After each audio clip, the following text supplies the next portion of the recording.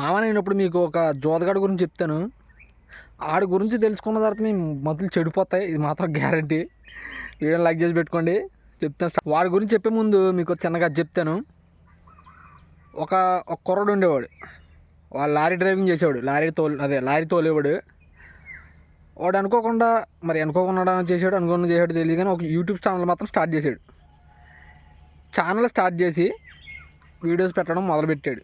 వాడి కష్టం, వాడు పడ్డే శ్రమ అదంతా చూసి జనాలందరూ ఆయన సబ్స్క్రైబ్ చేసి వాడి ఛానల్కి వెళ్ళటం మొదలుపెట్టారు. అందులో నేను ఒకడిని. నేను కూడా ఆవిడ సబ్స్క్రైబర్నే. ముందు సబ్స్క్రైబ్ చేసుకొని ఆవిడ ఛానల్కి వెళ్ళటం మొదలెట్టాం అందరం. నేను ఒక్కడనే కాదు, చాలామంది. అలాగ అందరం వెళ్ళిన తర్వాత ఒక 2 లక్షల మంది సబ్స్క్రైబర్లు ఏమో అయ్యారు. మొత్తం అందరూ అయ్యారు వాడి ఛానల్లోని. ఆ 2 లక్షల మంది అయిన తర్వాత మరి వాడు ఏమనుకున్నాడో తెలియదు, కానీ బెట్టింగ్ యాప్లో ప్రమోట్ చేయడం మొదలెట్టాడు. మొదలుపెట్టిన తర్వాత వాడు ఎంత కష్టపడి వెళ్ళాడో మనకు తెలుసు. ఎందుకంటే వాడి కష్టం మనకు తెలుసు. వాడు ఎంత కష్టపడి ఛానల్ స్టార్ట్ చేసాడో తెలుసు. వాడు ఎంత కష్టపడుతున్నాడో తెలుసు. కాబట్టి మనం సపోర్ట్ చేస్తాం. వాడు బెట్టింగ్ యాప్ ప్రమోటింగ్ చేయడం మొదలుపెట్టాడు. ఇప్పుడు మనలాంటి ఏమంటారో, ఇప్పుడు మనం ఒకరిని ఫాలో అవుతున్నామంటే వాడు చెప్తే ఎందుకు చెప్తున్నాడని మనం కూడా ఆలోచిస్తాం. కాబట్టి వాడు ఒక వీడియోలో చెప్పాడు, ఇది నొక్కండి 40,000 డబ్బులు వస్తాయి, నేను డబ్బు వస్తుంది అని చెప్పాను మా అందరితో. అలాగే నేను కూడా పెట్టాను. అలాగా నేను ఒక 2 లక్షలు దెంగెట్టాను.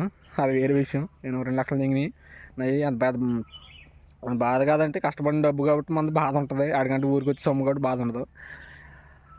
అలా పెట్టిన తర్వాత నేను డబ్బులు పోయిన తర్వాత కామెంట్లు పెట్టడం, తర్వాత మెసేజ్లు పెట్టడం, ఇన్స్టాలో అది చేశాను. వాడు రిప్లై లేదు, నా మాట లేదు, ఏమీ లేదు. ఆ తర్వాత అలాగే పెడతాం. ఇప్పుడు వాడు గేర్ వేస్తే బెట్టింగ్ యాప్ ప్రమోట్ చేస్తాడు, గేర్ వేస్తే బెట్టింగ్ యాప్ ప్రమోట్ చేస్తాడు. రోజు బెట్టింగ్ యాప్లో అయిపోతే రోజు గడవదు. అలాగా వాడు బెట్టింగ్ డబ్బులతో 2 లారీలు కొన్నాడు. 2 లారీలు కొని ఒక కారు కొన్నాడు అదే బెట్టింగ్ డబ్బులతో. ఎందుకంటే మన డబ్బులు దెంగితే వాడికి డబ్బులు వస్తాయి, అది మనకు తెలియదు. అప్పుడు దెంగెట్టుకునేదాకా ఎవరికి ఏమీ తెలియదు. ఇప్పుడు ఒక యూట్యూబర్ చెప్తున్నాడంటే గుడ్డిగా దిగిపోతారు. ఎందుకంటే వాడు తెలిసినోడు అంతమంది సబ్స్క్రైబర్లు ఉన్నప్పుడు వాడు అబద్ధం ఎందుకు చెప్తాడనే చిన్న ఆలోచన ఉంటుంది. అబద్ధం చెప్తే బాధపడాలన్న అది కూడా ఉంటుంది. ఎందుకంటే ఉన్న వాళ్ళు ఏమనుకుంటారు, చదువుకునేది ఏమనుకుంటారు, మనోడు చెప్తున్నాడు కాబట్టి మేము చదువుకున్న ఎంతకంత, అయినా నాకు బుద్ధి లేదు, నేను ఎరుపుకుని కాబట్టి అందులో డబ్బులు పెట్టాను. అది నా తప్పు, పూర్తిగా అది నా తప్పు. చదువుకునే వాళ్ళు ఉంటారు చాలామంది. ఇప్పుడు లారీ డ్రైవర్ అంటే, ఇప్పుడు మనలో ఒకడు యూట్యూబ్లోకి వెళ్ళాడు, కష్టపడే కుర్రాడు యూట్యూబ్లో సక్సెస్ అవుతున్నాడని సపోర్ట్ చేసే వాళ్ళు ఉంటారు. అలాంటి వాళ్ళు ఏమైపోతారు, వీడి దెబ్బకు మడ్డు గుడిసిపోతారు. వాళ్ళు కాతో కూతో దాచుకుంటారు డబ్బులు.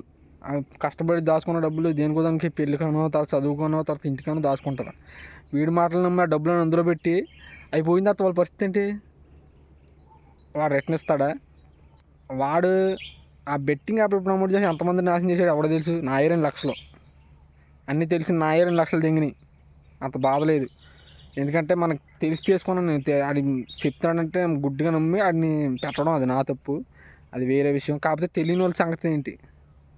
తెలియని వాళ్ళు ఏమవుతారు, చచ్చిపోవాలి నీ వల్ల ఎరుపు. కానీ